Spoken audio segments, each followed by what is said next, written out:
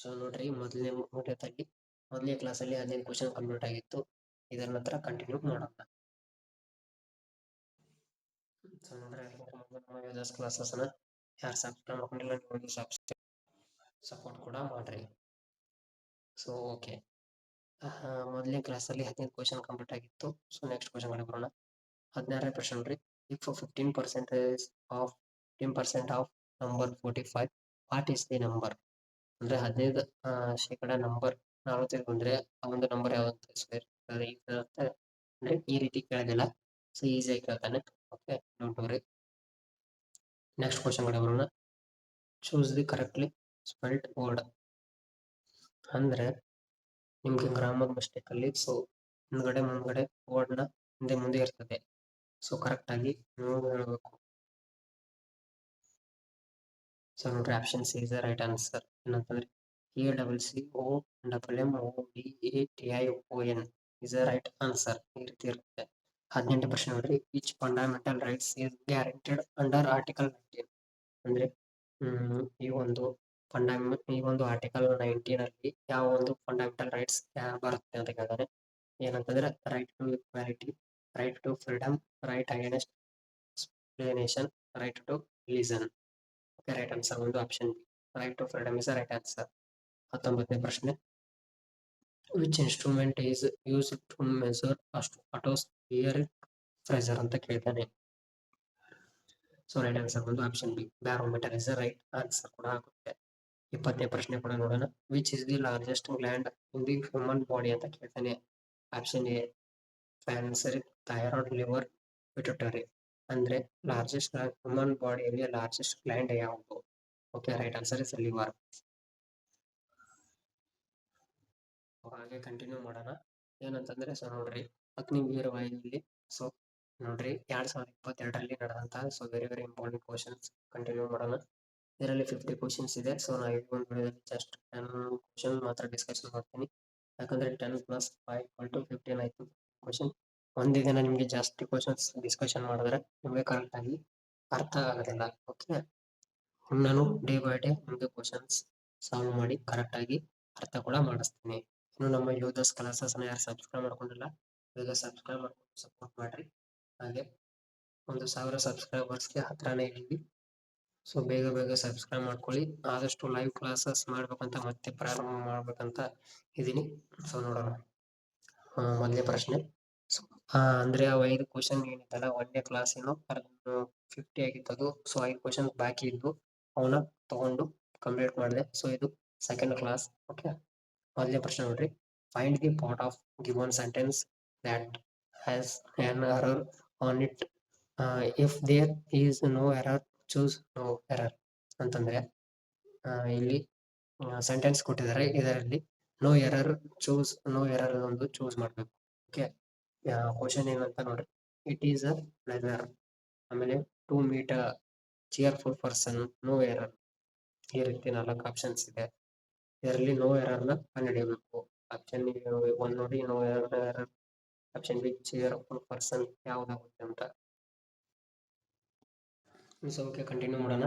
So second ಇದರ answer ಬಂದು option 2 ಆಗುತ್ತೆ, ಚಿಯರ್ಫುಲ್ ಪರ್ಸನ್. ಇದರಲ್ಲಿ ನೋ ಎರರ್ ವರ್ಡ್ ಯಾವ್ದಂತಂದ್ರೆ ಆಪ್ಷನ್ 2 ಚಿಯರ್ಫುಲ್ ಪರ್ಸನ್ಸ್. ಓಕೆ, ನೋಡ್ರಿ, ಸೆಕೆಂಡ್ ಒಂದು ಕ್ವಶನ್, ನೋ ಎರರ್ಸ್ ಅಂತಂದ್ರೆ ನೋ ಎರರ್ ಅಂತಂದ್ರೆ ಕರೆಕ್ಟ್ ಸೆಂಟೆನ್ಸ್ ಇರಬೇಕು, ವರ್ಡ್ ಇರಬೇಕು. ಓಕೆ, ಅರ್ಥ ಆಗಿದೆ ಅನ್ಕೊಂಡಿದೀನಿ. ಇಲ್ಲ ಸರಿ ಕಮೆಂಟ್ ಮಾಡ್ರಿ. ಸೆಕೆಂಡ್ ಕ್ವಶನ್ ನೋಡ್ರಿ, fill in the blank with appropriate word ಅಂತ ಇದೆ. Direction, one who believes no government and therefore incites disorder in a state is called dash ಅಂತ ಇದೆ. ಸೊ ಏನಂತಂದ್ರೆ fill in the blank with ಅಂದ್ರೆ ಒಂದು sentence ಕೊಟ್ಟಿದ್ದಾರೆ, ಅಲ್ಲಿ ಯಾವ ವರ್ಡ್ ಸೂಟ್ ಆಗುತ್ತೆ ಅದನ್ನು ನೀವು ಆ್ಯಡ್ ಮಾಡಬೇಕು.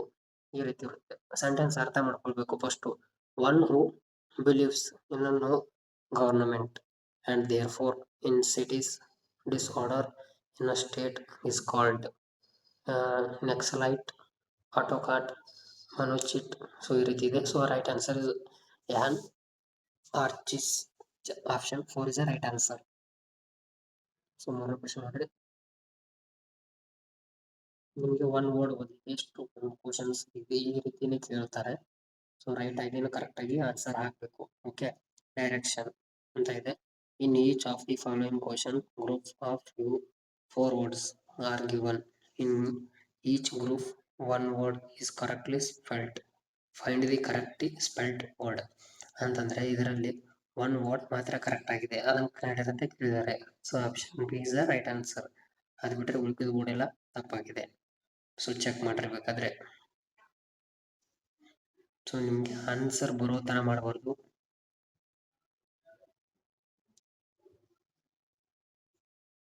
ನೆಕ್ಸ್ಟ್ ಕ್ಲಾಸ್ PDF ಯಾವ ರೀತಿ ಮಾಡ್ತೀನಿ ಅಂತಂದ್ರೆ, ಸೊ ಅದರಲ್ಲಿ ಆನ್ಸರ್ ಕೊಡೋದಲ್ಲ, ನೀವೇ ಗ್ಯಾಸ್ ಮಾಡ್ಬೋದು.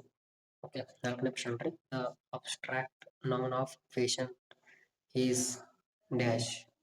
Illness, patient, disease, sickness. So ಒಂದು ನಾವು ಪೇಷಂಟ್ ಅನ್ನೋ ಒಂದು ನೌನ್ ಬರಬೇಕು. ಅಲ್ಲಿ ನೋಡ್ರಿ ಪೇಷಂಟ್ ಅಂತ ಇದೆ. So patience. ಓಕೆ, ಈ ರೀತಿ ಸೊ ಸರಿಯಾಗಿ ನೋಡ್ಕೊಡ್ರಿ. ಆಮೇಲೆ ಸೆಲೆಕ್ಟ್ ದಿ ಮೋಸ್ಟ್ ಅಪ್ರಾಪ್ರಿಯೇಟ್ ಅಂತ ನೋಡ್ರಿ, ಸೆಲೆಕ್ಟ್ ದಿ ಮೋಸ್ಟ್ ಅಪ್ರಾಪ್ರಿಯೇಟ್ ಅಂತ ಆಫ್ ದ ಗಿವನ್ ವರ್ಡ್ ಅಂತ ನಿಮ್ಮ ವರ್ಡ್ ಕೇಳ್ತಾನೆ. ಆಪ್ಟಿಮಿಸ್ಟಿಕ್, OPTIMISTIC, ಇದರೊಂದು ಅಂತ ನಿಮ್ಮ ವರ್ಡ್ ಹಾಕ ನಡಿಬೇಕು. Options positive. So option A, B, C, D ಈ ರೀತಿ ಇದೆ. Option 4 is the right answer. Okay, select the most appropriate meaning in the given idiom ಅಂತ ಇದೆ. ಸೊ ನೋಡ್ರಿ, draw a line at something. Line ಅಲ್ಲಿ ಅರ್ಥ ಮಾಡ್ಕೋಬೇಕು. Draw a line at something, coming to a conclusion, making pencil sketches, accept something off to a particular point. ಈ ರೀತಿ ಇದೆ. So option 3 is the right answer. accept something of to a particular point. ಒಳ್ಳೆ ಪ್ರಶ್ನೆ ನೋಡ್ರಿ. Active or passive voice ಅಂತ ಇದೆ. So select one which best experience the same sentence in passive, active voices ಅಂತ ಕಂಡುಹಿಡಿಯಬೇಕು. ಸೊ ನೋಡ್ರಿ, I promise my husband that I will cook food for him. ಇದರಲ್ಲಿ passive R active voice ಯಾವ್ದಂತ ಕಂಡುಹಿಡಬೇಕು. ಈ ಒಂದು ಲೈನ್ಗೆ ತಕ್ಕ 4 ಲೈನ್ ಕೊಟ್ಟಿದ್ದಾನೆ. So option is right, 1 is right answer. ಈ ರೀತಿ ಮಾಡಬೇಕು. ಓಕೆ, 8ನೇ ಪ್ರಶ್ನೆ. Choose the options that best express the meaning of the given idiom. To fish in troubled waters, finishing in a storm, have a trouble in catching fish. So to make a personal profit out of difficult situation. So option 4 is the right answer. Okay, so ಇಲ್ಲೊಂದು passage ಕೊಟ್ಟಿದ್ದಾನೆ, direction, read the given passage. So okay, ನಿಮಗೆ passage ಕೂಡ ಖಂಡಿತ ಬರ್ತದೆ. Question ಪೇಪರೇ ನಿಮ್ಮದು. Okay, so ನೋಡ್ರಿ, according to the passage we visit zoos. ಈ ಒಂದು ಪ್ಯಾಸೇಜನ್ನು ನೀವು ಕರೆಕ್ಟಾಗಿ ಓದಬೇಕು. ಓದ್ಬಿಟ್ಟು ಇಲ್ಲಿ ಕ್ವಶನ್ ಕೇಳ್ತಾನೆ. ಸೊ ಆನ್ಸರ್ ಕೂಡ ಮಾಡಬೇಕು.